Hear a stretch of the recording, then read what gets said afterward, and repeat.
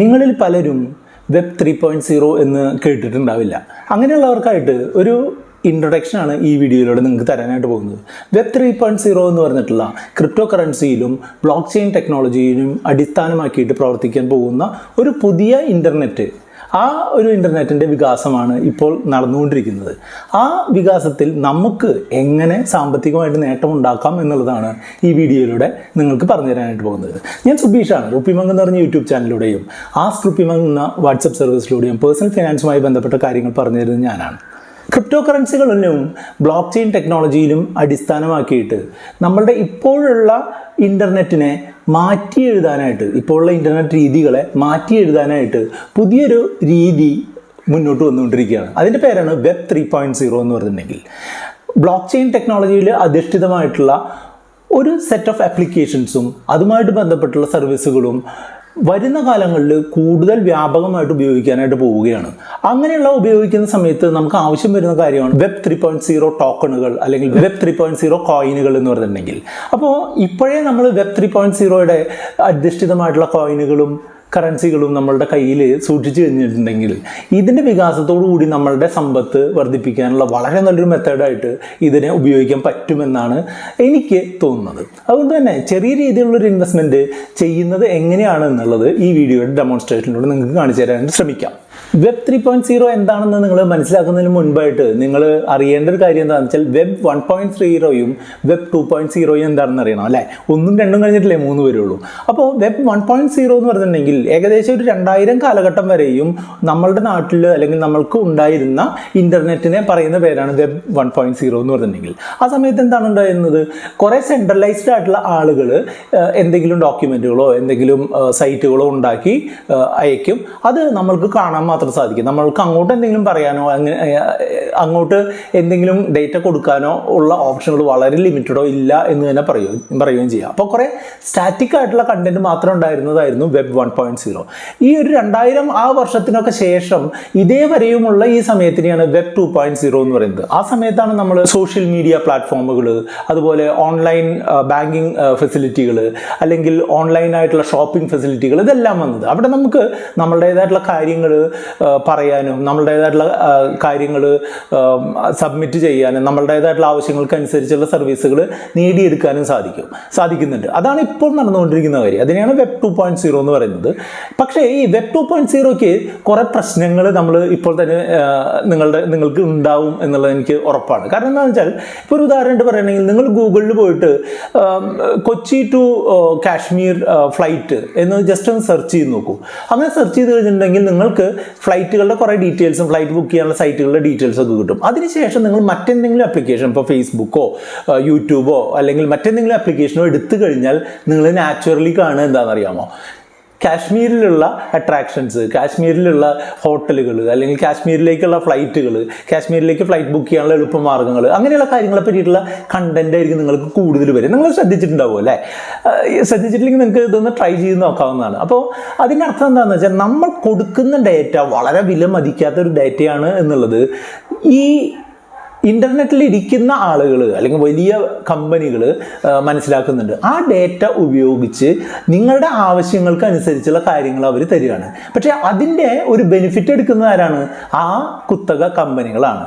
അപ്പോൾ അതിൽ നിന്ന് വളരെ തുച്ഛമായിട്ടുള്ള ഒരു ബെനിഫിറ്റ്, അല്ലെങ്കിൽ നമുക്ക് അതിൻ്റെ സർവീസുകൾ പെട്ടെന്ന് കിട്ടുന്നുള്ള ഗുണം മാത്രമേ ഉള്ളൂ. പക്ഷേ അതിൻ്റെ നമ്മൾ ചെയ്യാൻ പോകുന്നൊരു കാര്യത്തിൻ്റെ ഒരു മേജർ ബെനിഫിറ്റും ആരാണ് എടുക്കുന്നത്? ഇത്തരം കമ്പനികളാണ് എടുക്കുന്നത്. ആ ഒരു വെബ് 2.0യുടെ ആ ഒരു പ്രശ്നത്തെ മാറ്റിമറിക്കാൻ കഴിവുള്ള ഒരു സെറ്റ് ഓഫ് ടെക്നോളജികളും ഒരു സെറ്റ് ഓഫ് ആപ്പുകളും ഒക്കെയാണ് വെബ് 3.0യിൽ വരിക എന്നാണ് നമ്മൾ കരുതുന്നത്. ഇനി ഭാവിയാണ് ഈ വെബ് 3.0 എന്ന് പറഞ്ഞിട്ടുണ്ടെങ്കിൽ. അത് എങ്ങനെയാണ് ഇത് വരിക എന്നുള്ളതിൻ്റെ ഇപ്പോഴത്തെ ഒരു അണ്ടർസ്റ്റാൻഡിങ് അനുസരിച്ച് നമുക്ക് പറയാൻ സാധിക്കുന്നത് എന്താണെന്ന് വെച്ചാൽ, ഏതൊരു വിവരമായാലും ഒരു സെൻട്രലൈസ്ഡ് അല്ലാതെ ഒരു ഡീസെൻട്രലൈസ്ഡ് ആയിട്ടുള്ള ഒരു രൂപത്തിൽ പല കമ്പ്യൂട്ടറുകളായിട്ടുള്ള സേവ് ചെയ്യുകയും അതിനെ എടുത്തുകൊണ്ട് നമ്മൾക്ക് അനുയോജ്യമായിട്ടുള്ള രീതിയിലുള്ള ആപ്ലിക്കേഷനുകളുമായിട്ട് ഇൻറ്ററാക്ട് ചെയ്യാനും അതുവഴി നമുക്ക് നേട്ടമുണ്ടാക്കാനും സാധിക്കുന്ന ഒരു എക്കോസിസ്റ്റം വളർന്നു വരുമെന്നാണ് കരുതപ്പെടുന്നത്. ഇപ്പോൾ തന്നെ ചെറിയ രീതിയിലുള്ള അത്തരം മൂവ്മെൻറ്റുകളൊക്കെ ശ്രദ്ധയിൽപ്പെട്ടു തുടങ്ങിയിട്ടുണ്ട് എന്നാണ് എനിക്ക് തോന്നുന്നത്. അതായത് ഇപ്പോൾ യൂട്യൂബിന് പകരമായിട്ട് ഈ വെബ് 3.0 വീഡിയോ ഷെയറിംഗ് പ്ലാറ്റ്ഫോമുകളൊക്കെ അവൈലബിൾ ആണ് എന്നറിയപ്പെടുന്നുണ്ട്. അപ്പോൾ അതിൻ്റെ ഗുണം എന്താ? നമ്മൾക്ക് അതിൽ നിന്ന് കിട്ടുന്ന ബെനിഫിറ്റ് ആരാണോ കണ്ടന്റ് ക്രിയേറ്റ് ചെയ്യുന്നത് അല്ലെങ്കിൽ ആരാണോ ചെയ്യുന്നത് അയാൾക്ക് കൂടുതൽ ഗുണപരമായിട്ടുള്ള കാര്യങ്ങൾക്കായിട്ട് ഉപയോഗിക്കാനായിട്ട് പറ്റും. അത് ഉപയോഗിക്കുന്നതിനായിട്ട് അവിടെ ഉയർന്നു വന്നിട്ടുള്ള കാര്യങ്ങളാണ് ഈ വെബ് 3.0 ടോക്കണുകളും അല്ലെങ്കിൽ വെബ് 3.0 കോയിനുകളുമൊക്കെ. ഒരു പ്രത്യേക കാര്യം വെബ് 3.0 നമ്മൾ ചെയ്യുകയാണ് അല്ലെങ്കിൽ നമ്മൾ എന്തെങ്കിലും സെർച്ച് ചെയ്യുകയാണ് അല്ലെങ്കിൽ നമ്മൾ എന്തെങ്കിലും സർവീസ് എടുക്കുകയാണ് എന്നുണ്ടെങ്കിൽ നമ്മൾക്ക് തീർച്ചയായിട്ടും അവിടെ ഒരു ഫീസ് കൊടുക്കേണ്ടതായിട്ട് വരും. അതിന് ഉപയോഗിക്കപ്പോഴും വെബ് 3.0 കോയിനുകളോ വെബ് 3.0 ടോക്കണുകളോ ഒക്കെ ആയിരിക്കും.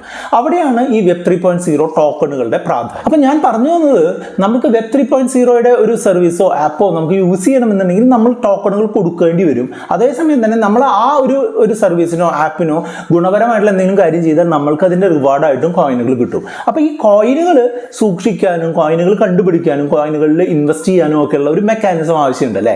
വെബ് 3.0 ഇവല്യൂഷൻ നടന്നുകൊണ്ടിരിക്കുന്ന ഒരു സമയത്ത് നമ്മൾ പെട്ടെന്ന് തന്നെ അത്തരം കോയിനുകളിൽ ഇൻവെസ്റ്റ് ചെയ്യാനോ അല്ലെങ്കിൽ അതിലേക്ക് സേവ് ചെയ്യാനോ ഒക്കെ ശ്രമിച്ചു കഴിഞ്ഞാൽ നമുക്ക് കൂടുതൽ നേട്ടമുണ്ടാകാനുള്ള സാധ്യതയുണ്ട്. അതായത് ഒരു ഏർലി അഡോപ്റ്റർ അഡ്വാൻറ്റേജ് എന്നൊക്കെ ഇംഗ്ലീഷിൽ പറയും. അതായത് ആദ്യം ചെല്ലുന്നവർക്ക് കിട്ടുന്ന ഒരു ഗുണം നമ്മൾക്ക് കിട്ടാനായിട്ട് ക്രിപ്റ്റോ സ്മാർട്ട് ലൈഫ് എന്ന് പറഞ്ഞിട്ടുള്ള ഒരു ആർട്ടിഫിഷ്യൽ ഇൻ്റലിജൻസ് ബേസ് ചെയ്ത് വർക്ക് ചെയ്യുന്ന ഒരു പ്ലാറ്റ്ഫോമിനെ കുറിച്ചാണ്. അവിടെ നിങ്ങൾക്ക് എന്താണെന്ന് വെച്ചാൽ ഈ വെബ് 3.0 അധിഷ്ഠിതമായിട്ടുള്ള ടോക്കണുകളും കോയിനുകളും കണ്ടെത്താനും നിങ്ങൾക്ക് അതിലേക്ക് ഇൻവെസ്റ്റ് ചെയ്യാനും പലതരം തീമുകൾക്ക് അനുസരിച്ചുള്ള ക്രിപ്റ്റോ കറൻസികളിൽ ഇൻവെസ്റ്റ് ചെയ്യാനും ഒക്കെ സാധിക്കുമെന്നുള്ളതാണ് ഇതിൻ്റെ ഗുണം.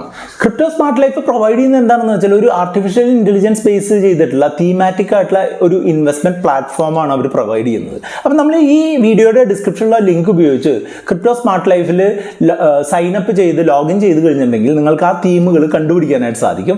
അങ്ങനെയുള്ള ആ തീമുകൾ നിങ്ങൾ എന്താണ് ചെയ്യേണ്ടതെന്ന് വെച്ചാൽ നിങ്ങൾക്ക് നിങ്ങളുടെ റിസ്ക് ലെവലിനനുസരിച്ച് നിങ്ങൾക്ക് ഹൈ റിസ്ക് ആയിട്ടുള്ള തീമുകളോ അല്ലെങ്കിൽ മോഡറേറ്റ് ആയിട്ടുള്ള റിസ്ക്കുള്ള തീമുകളോ ലോ റിസ്ക് ആയിട്ടുള്ള തീമുകളോ നിങ്ങൾക്ക് സെലക്ട് ചെയ്തുകൊണ്ട് മുന്നോട്ട് പോകാനായിട്ട് സാധിക്കും. അതിൽ ഇൻവെസ്റ്റ്മെന്റ് നടത്താനായിട്ട് സാധിക്കും. കാണുന്ന ഈ റിസ്ക് മീറ്റർ എന്ന് പറഞ്ഞിട്ടുള്ള ഈ ഫീച്ചർ ഉപയോഗിച്ച് നിങ്ങളുടെ റിസ്ക് നിങ്ങൾക്ക് തന്നെ സ്പെസിഫൈ ചെയ്തുകൊണ്ട് നിങ്ങളുടെ റിസ്കിനനുസരിച്ചുള്ള നിക്ഷേപങ്ങൾ നടത്താനായിട്ട് സാധിക്കും.